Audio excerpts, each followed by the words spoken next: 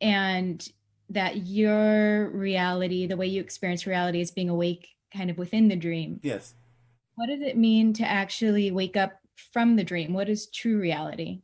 To die, to go into spirit fully, not experience the idea directly of what you call physical reality.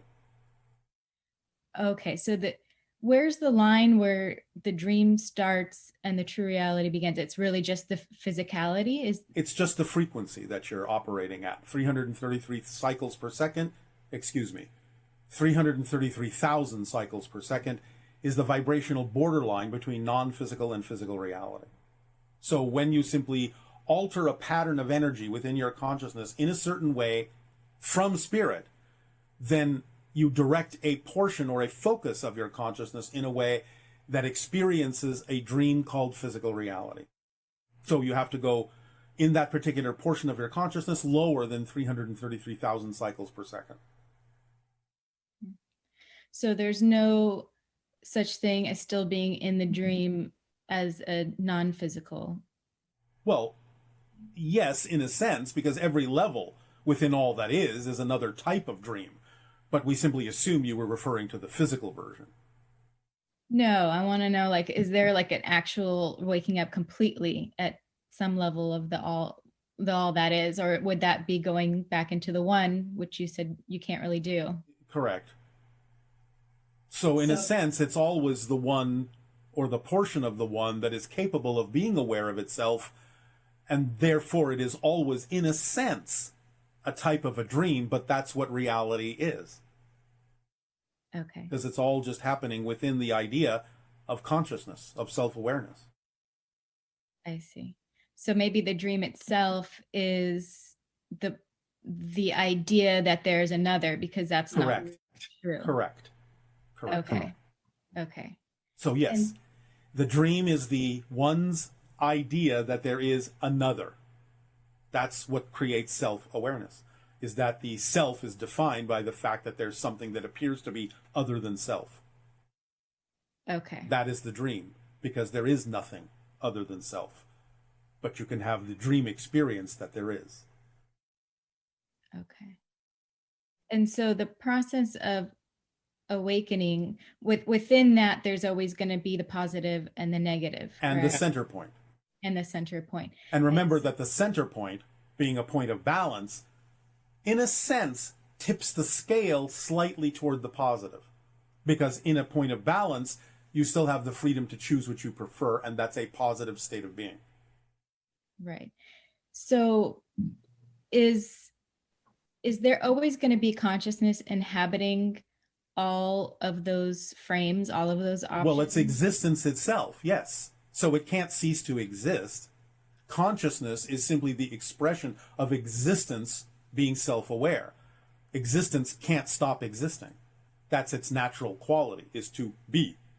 And it can't go anywhere because there's nowhere for it to go, because by definition, non-existence doesn't exist. That's its quality, to not be. So that which is cannot become that which is not.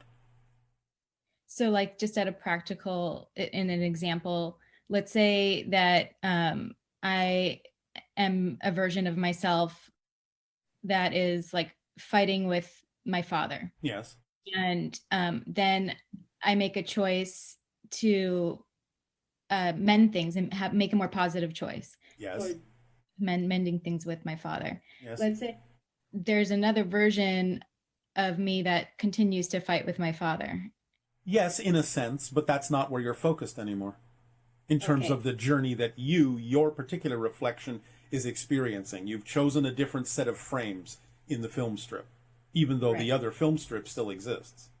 And there's a consciousness inhabiting. There will always be some... There will always be consciousness in everything, because everything is consciousness. I see. Everything is made of consciousness. So it's always going to be beneficial to the all that is to have some consciousness in that negative experience. Quote unquote. It is what it is. In that sense, it can't be anything else. It is what it is, and everything that it is what it needs to be. Because that's what it is.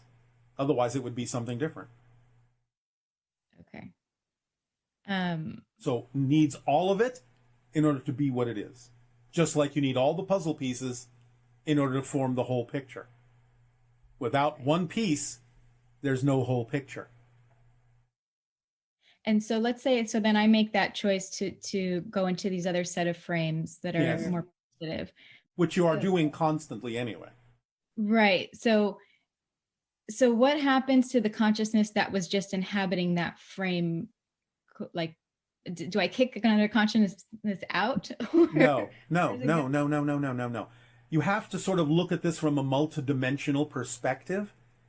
A shift of focus of a level of consciousness is happening on a certain level. The idea of the consciousness having the experience is on a different level. So you can, from a higher level of consciousness, shift your focus, but that doesn't change the fact that, by definition, a certain, let's just say, lower level of consciousness is simply constantly in that frame. You don't destroy the frame just because you've shifted your attention to another frame. Whatever's going on in that frame, whatever that frame represents, is still that frame and always will be. And that's a different level of experience and consciousness than the level that you're shifting your focus from. So just because you have looked at one frame and sort of contemplated what's going on in that frame, and then shifted your focus to another frame, you're shifting from a different level than what that frame represents as its own symbol of an experience. That never changes. It's made of consciousness, but that never changes what it is, because that's what it is that symbol, that expression of consciousness.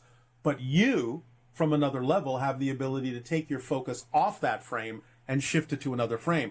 And shifting your attention to another frame changes nothing about the frame you were focused on before. It is what it is, as another level or expression of consciousness. But you have a level of consciousness that experiences the idea of flexibility, of shift, of change. That's a different level of consciousness you're coming from than the level of consciousness that is used to create the frame. And so from that perspective, I know that reincarnation doesn't exist in that way, but Yes. Why wouldn't my consciousness then focus as another person? Because when you're experiencing things from a certain framework of time, you need that sense of continuity to create the story of a before, a middle, and an after. That's just the way you perceive things from that level of experience. I see. But eventually, like, I'm not perpetually forever experiencing myself as this identity. Eventually I'll move on, right? Again, you create the idea of moving on, yes. I don't want to be stuck forever as this person. All right. You're not stuck anywhere at any time for any reason whatsoever. I would not necessarily encourage you to label the idea as being stuck. Otherwise, that's how you'll experience it. Okay. Well, yeah, because billions of times per second, I'm literally... Exactly. You're always changing. The very idea of the experience that you call change happens because you're constantly shifting your focus. Otherwise, you wouldn't experience any change at all. Yes? Yes. All right. Thank you very much. Good day. Sure.